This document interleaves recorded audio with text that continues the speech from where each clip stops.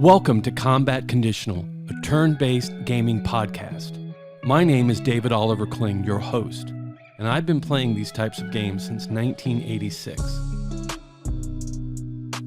You might be asking yourself, what is turn-based gaming? It is a type of gaming that has been called play-by-mail gaming, and as the genre evolved, as play-by-email gaming. The genre is ever-changing and is now often referred to as turn-based gaming. Many games being offered are like board games, with several different games providing role-playing opportunities as well.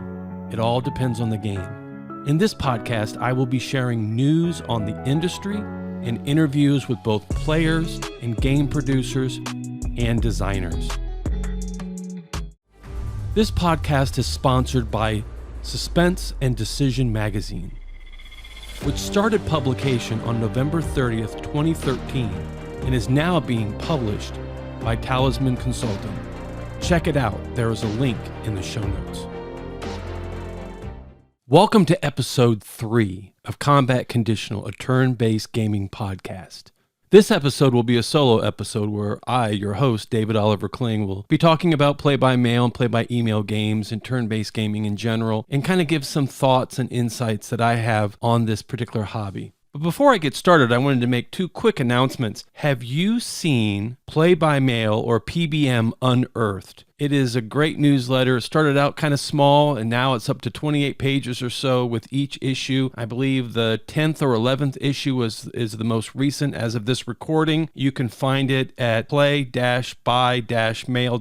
I'll put a link in the show notes. It's a great zine. I highly recommend it. And also, issue 21 of Suspense and Decision has recently been released, and Suspense and Decision is one of our sponsors. Highly recommend it. It's a subscription-based play-by-mail turn-based gaming magazine, and Suspense and Decision is a magazine based on turn-based gaming, but also throws the net a little wider, so it should have a little bit different appeal, and it is subscription based. It's only $5 for the PDF version, so I highly recommend that as well. So let's go ahead and get started as I talk about some of my views on this particular hobby. 2 things that I've been kind of fixating on the past couple of weeks is open-ended games versus close-ended games. So that's one thing I hope to talk about. Another is computer moderated versus hand moderated. I think both of these topics are things that have been discussed in the play-by-mail world, play-by-email world for a very, very long time. So let me just kind of share some thoughts on what kind of got me started in thinking about this. So I'm an avid video game player. I played World of Warcraft when it first came out in 2004 and played up until probably 2015 when I finally realized, wait a minute, I'm paying $15 a month for this game. I've been playing for over 10 years. A new expansion just came out, and they want me to pay $50 for it. I've already paid over $1,000 to play this game. So I stopped playing World of Warcraft after that realization, but I played a lot of games since then. For example, I've been playing Albion Online for a while, which is a sandbox MMO that doesn't have a whole lot of questing, but players can do gathering, crafting, player versus environment, so the mobs that are populated the world, and there's also player versus player. So I've been playing Albion Online for a while, but I played City of Heroes back in the day until that game finally closed down. So I've been a video game player for a long time. And lately, I've been playing a lot of Albion Online. But I've been playing it mostly solo. I just go and I gather resources, and eventually I'll craft some stuff, and I'll kill mobs and gain some experience, which they call fame. So I'm kind of leveling up my gear and just collecting resources. And I've been doing that for a couple of years. And while I do enjoy that kind of gameplay, I realized I'm paying $30 a month for 3 positions, and I'm not sure I'm getting that kind of value out of that. So I went ahead and started playing Civilization 6, Sid Meier's Civilization 6, which is a turn-based game. So it's in some ways it's very similar to play-by-mail, except there's graphics and whatnot. You're playing against a computer. So I was thinking about play-by-mail games that I've played and that I'm currently playing as I was playing Civilization 6, and thinking about, okay, what is it about Civilization 6 that I enjoy that keeps me playing that game for hours? And how does that translate into the enjoyment that I receive from play-by-mail, play-by-email games? So that got me really thinking about those two things that I mentioned that I'd like to talk about: open-ended games versus close-ended games, and computer-moderated versus hand-moderated. So let's look at the first item, open-ended versus close-ended. I've really come to the conclusion that open-ended games are the type of games that I truly enjoy. And some open-ended games that I'm currently playing in are TribeNet and Night Guild. And both, like I said, are open-ended games. And open-ended, for those who may not know, mean that there is no end date to the game. That doesn't mean the game doesn't end, because sometimes people retire and whatnot. Like, for example, I used to play Outtime Days way back when in the 80s, and that game eventually ended. So open-ended doesn't mean it's going to last forever, but open-ended means that there's no end date, no victory conditions that cause that particular game to end. And there's usually only one incarnation of the game and not multiple versions. So like in an MMO like World of Warcraft, you'll have multiple servers. So if you're playing on one server and you have a friend on another server, you're not going to be able to really interact. But most open-ended play-by-mail, play-by-email games that are open-ended, there's just one version of the game. Whereas close-ended games have a limited number of players in most cases, and there are victory conditions that will cause the game to eventually end. And those victory conditions may be years down the road, but if somebody achieves those victory conditions, then they will win the game and the game will end. Close-ended games in the play-by-mail, play-by-email world are very similar, for example, to Civilization 6, the video game. In the video game, if you reach there's different ways that you can achieve victory. There's diplomatic ways, there's military ways, there's economic ways, etc., etc. But once you receive those conditions, you win the game and the game ends. Or once somebody else or a computer player achieves those victory conditions, then the game ends. So some examples of close-ended games are Hyborian War, Galactic, Middle Earth, and a game that I just bought the rights for called Divine Wind, which is a sort of a medieval / pseudo fantasy game set in medieval Japan, where players are fighting and battling one another to become shogun. So I don't know if I'm ever going to bring that game to fruition and restart it, but I played that game back in the 80s and really enjoyed it, even though it was a close-ended game. Some aspects about that game were it included both computer and human moderation, which I'll talk about here in a second. So getting back to my thoughts as I was playing Civilization 6, I thought,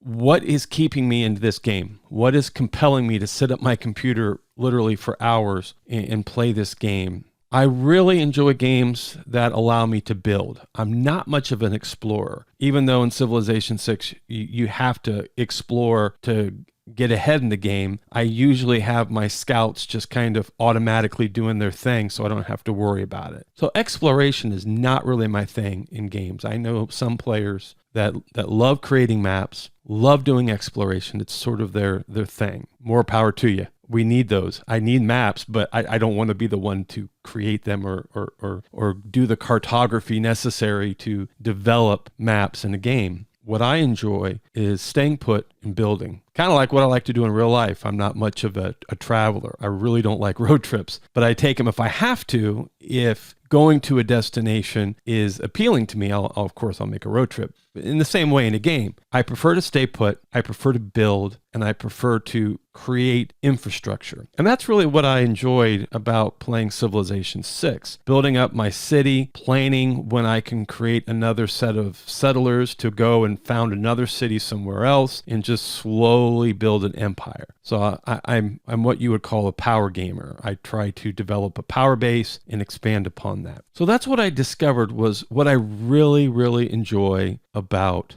gaming. And when I do that within an open-ended game, it feels more, I would say, it feels more real, I guess, because I have a goal to build up some infrastructure, to build up a city or whatever it is that I'm working on. And I know that I have other players there in which I can interact with or not, but I know that they're there, which is why I tend to prefer in the video game world, MMOs, because even though I tend to play solo, I like to gather and craft and whatnot. I know that there are other people around doing similar and different things. things. So it feels more real. It's almost like if I was playing a survival game, which are popular now, and I was gathering resources and doing something in the game, but I'm the only person in that game. It's a solo game. I would kind of think, well, why am I doing this? It's just me in this game. So I like the fact that there are other players doing things. It just seems real to me. And that's one of the reasons why I really value open-ended games, because I know that it's not going to eventually end when victory conditions are met and the game stops. But that's not to take away from the value of closed-ended games.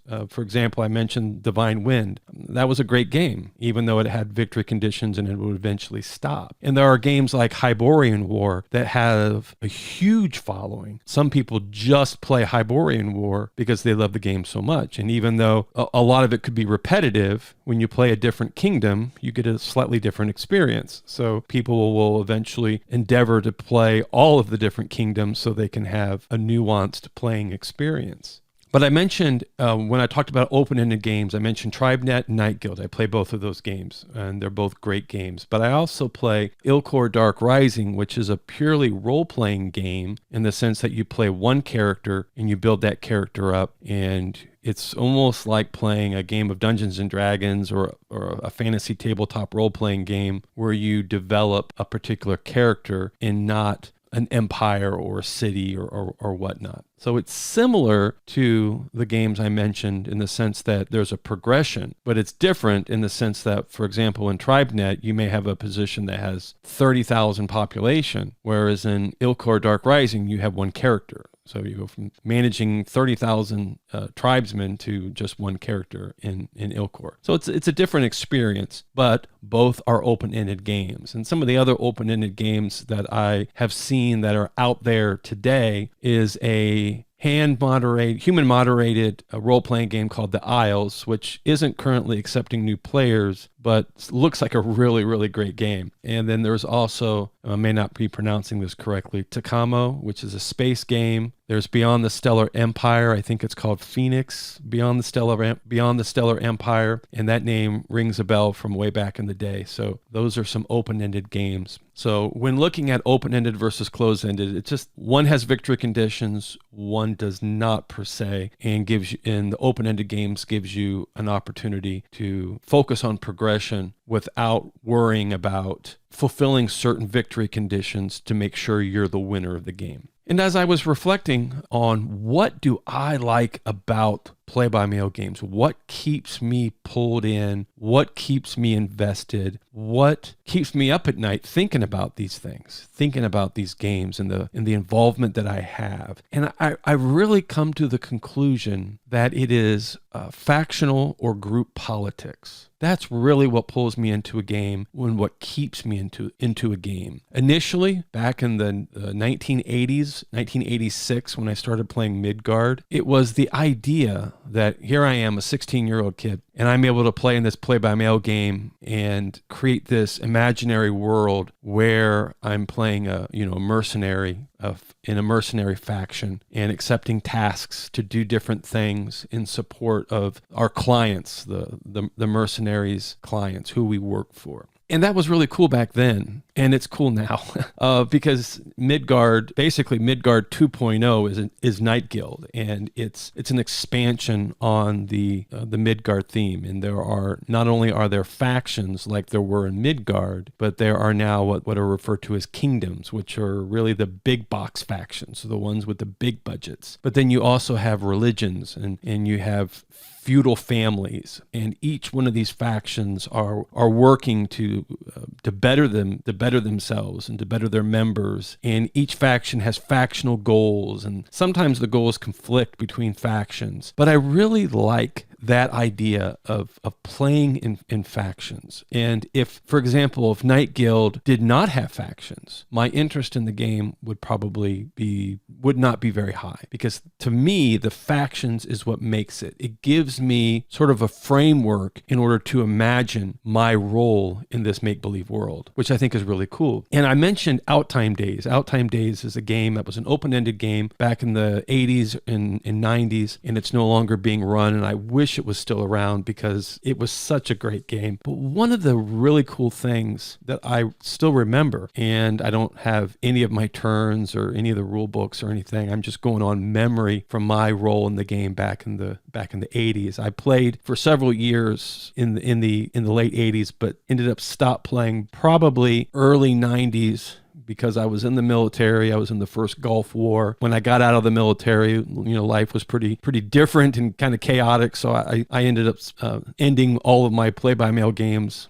when I got out of the military. But while I was there, I played that game regularly. And again, what I really enjoyed about it was the various factions and the interactions between various factions in the game. So for example, some of the factions that I still remember were the White Guard and the Black Guard. And of course, the name kind of illustrates the focus. White Guard were the good guys and the Black Guard were the bad guys. And I played in the Black Guard, and it was really neat. And part of the focus of Outtime Days was you were in this kind of a weird mythical world, but you were a time traveler in that world, and you could go into different time streams within the game. So that was really interesting. So you could, I think the 600s was the main time frame that most players played in, but you could go back into the 5 and the 400s within that particular world, and you can go in the future too. So it was really kind of interesting. It was a new play on that time traveler model, but while it seemed like a fantasy game, there were science fiction elements. It was really well done. But what I remember, 30 years or so later, was the factional politics in that game. The Black Guard versus the White Guard, and the other factions trying to kind of get between and everything kind of working together to tell a story. And I still remember some of the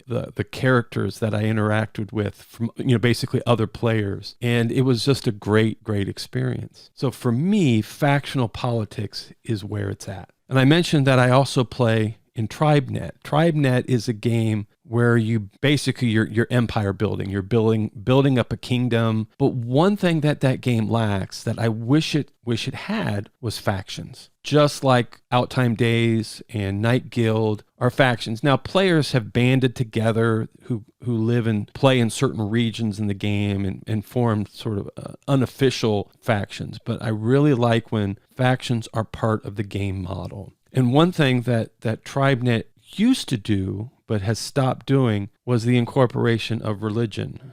Now, I know religion is a contentious subject for a lot of people. I get that. And I know in previous incarnations of TribeNet, players really exploited religion in the game and caused a lot of problems, and the game eventually shut down, and then it was restarted later. So I'm certainly not an advocate for exploits at all. But one of the things that I really love about Night Guild and then previously Midgard was religious factions. Now, in my day job, I work as a hospice chaplain. So I went to seminary, and in my undergraduate education, I have a background in religious studies. That does not mean I'm a religious nut, because I'm not.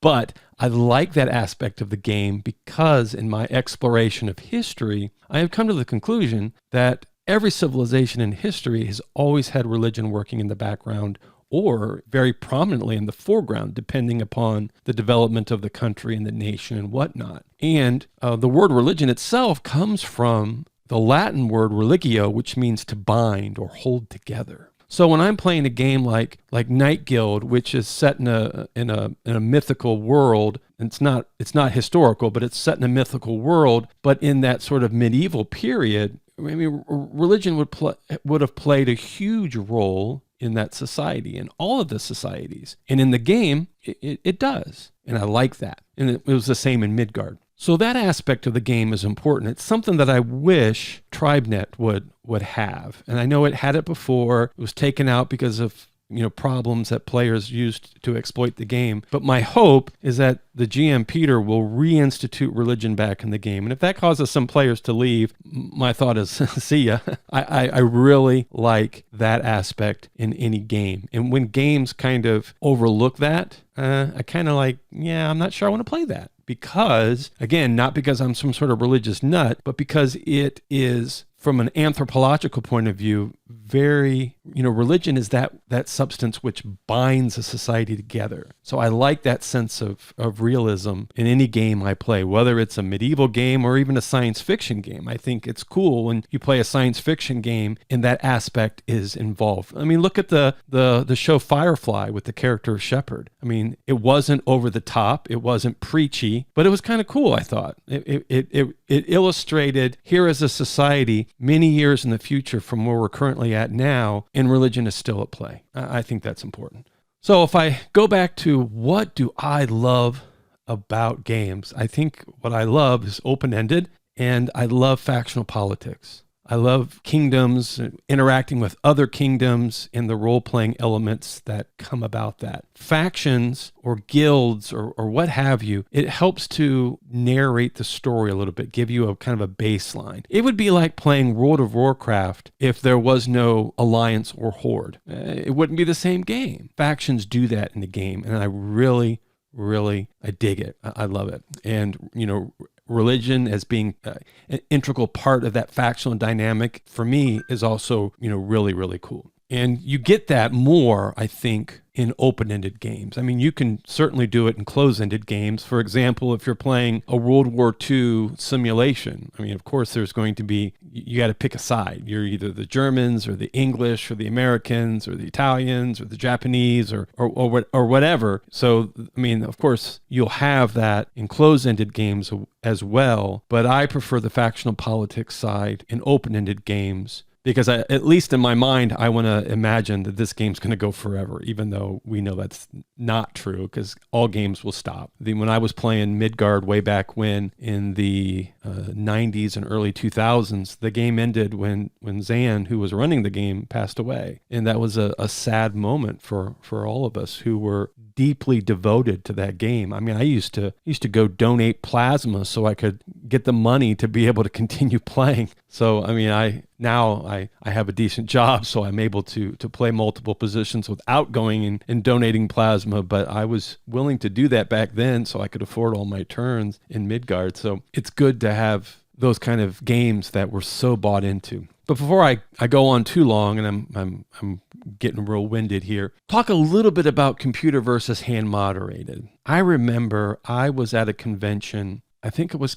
CapCon at the campus of Ohio State University. It was probably the mid-1980s, and one of the vendors was Andon Games, and they ran the game Family Wars. Well, when I encountered their booth, I immediately signed up to play Family Wars. It was a close-ended, computer-moderated mafia game set in like the 1930s, and it was a lot of fun. But I remember the owner, I think his name was Gary, I think. He had what was called a mini computer back then, and a mini computer was a step up above the PC computers that we had back then. And he ran Family Wars, and I think he did another game called Kings and Things off of that mini computer. But I know computer moderated games were really the thing in the early days of play-by-mail games, and there's, of course, they're still around. Many games are computer moderated. For example, Galactic, Hyborian War, It's a Crime, which I played back then, and I'm pretty sure is still running. So the computer moderated games have been around since the beginning, and they're never going to go away, because if you're running a game, it's so much easier to run it if you just have to input the code and boom, the turn comes out. But human moderated games are usually for role-playing purposes. So, for example, in Night Guild, you have your front page actions, which are buy orders, move orders, build orders, etc. But then you have special actions. And in these special actions, the sky's the limit. You can do so many different things. And I guess I really, really like that human moderated side. I don't necessarily need a long narrative or even a story from a game master, set in a prose style. I know one of the jokes when Zan, who used to run Midgard before he passed away, one of the famous lines that you'd get back from Zan were noted and done. I mean, so you would do a special action saying, I'm going to do this, this, this, this, and this. And the response you would get, it was noted and done. I mean, so even something like that is fine depending on the context. So in Night Guild, there's a couple of game masters. John, who runs the game, and his son Stan also do special actions. So depending upon your position, John may be doing the special actions as the game master, or his son Stan might be doing the special actions, and both are really good. And sometimes I'll get back a longer, maybe a paragraph or two of what happens in my special action. Sometimes it's shorter. Sometimes it results in a skill bump, so one of my skills goes up. Sometimes it involves meeting an NPC that might be valuable to whatever my position, my clan, or city is trying to accomplish. But I really like that human moderated element because it adds additional role play experience. It helps me imagine the world, in a much richer way than strict computer moderation. And I know with games like Night Guild, there's a lot of number crunching. I mean, if you're a builder, for example, you're always monitoring the different structures that you're building and your defenses and your cities, etc. So there's some number crunching there. But it's not exclusively number crunching that you might experience, for example, in a close-ended, purely war game. I mean, that's a lot of numbers and a lot of managing resources that, again, are numbers. So the human moderated side of a game, for me, just intensifies my immersion in the game. So I think that's really cool. So, but I recognize that a game master couldn't handle a game with hundreds of positions if it was 100% hand moderated. So I appreciate the hybrid, computer and hand moderated, with games like Night Guild, where the front page actions are all computer moderated, but then the special actions are done by a person. And so I appreciate the hybrid model. And I'm not sure of a lot of games that do that. I know with TribeNet, it's almost exclusively computer moderated, but there are opportunities for encounters that are hand moderated, and they may last 4 to 5 email exchanges with the game master. And the experience that I've had with one was really cool, and it had long-term benefits to my position. So for example, I had an encounter that I did that resulted in my ability to be able to harvest mahogany, which is a type of wood, every turn, which is really lucrative because I can then sell that to other players or use it to build stuff to benefit my position. So I really like the hybrid. I think games kind of need that computer moderated side to ensure multiple players are playing the game, but having that human moderated adds to the immersion, adds to the experience. If you have listened this long, then hats off to you. If you are a player, or if you're a game master, or if you're playing a game or you moderate a game, I'd love to have you on this podcast. I'm not going to lie. It's been a challenge finding guests. That's why I'm doing this show solo. I would prefer to have discussions with a guest, and we just talk about play-by-mail gaming, play-by-email gaming, and see where the conversation goes. If you're a game master, I would love to have you on and talk about your game and talk about what you like about games. This podcast is designed to talk about turn-based gaming, play-by-mail, play-by-email games. There are no rules. We can talk about anything we want that focus on that topic. So if you would like to be a guest, please do not be shy. Reach out to me and we'll make it happen. Until next time, thanks for listening. Thank you for listening. My name is David Oliver Kling, and I have been your host. I have been playing turn-based gaming since I was a teenager back in 1986. I love this genre of gaming, and I hope you do too. Please check out our sponsor, Suspense and Decision Magazine, and may your turns always arrive on time in good gaming.